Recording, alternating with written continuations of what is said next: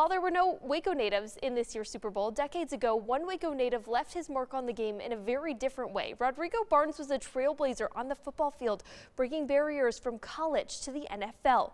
But to his family, he was simply known as Uncle Roy. And it's not his words that just live on, but it's also the legacy that he carries with him. Black History Month is sponsored by Astound. Everybody knew about the game of football with him.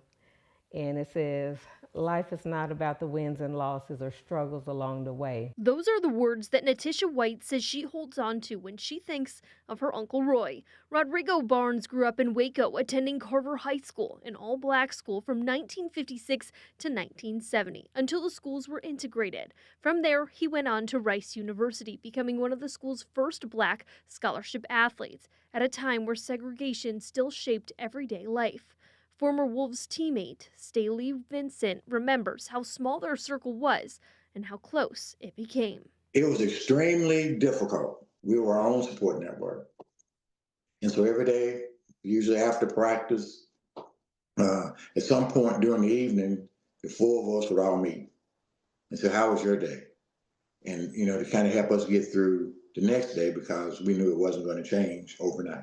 Barnes and Vincent didn't just make history within their football program. Barnes also made an impact off the field by starting the Black Student Union at Rice. The movement was to push the university to hire more African American teachers and coaches. Those protests were well known on campus.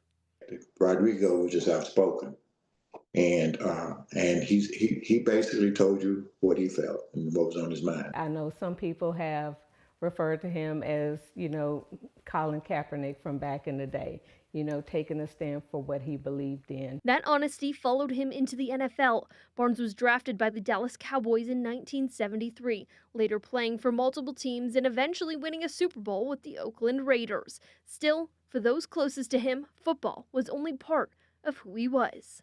The spiritual part of that, the transition from football over to the spiritual side, and the impact that he had on me spiritually with praying for me, praying with me, that's something that I have taken with me, and I have been able to share that with others, including my son and other people that I encounter. Barnes was 73 when he died in May of 2023 after a battle with a lengthy illness, as his family describes. But now they hold on to one final message that describes how they remember him.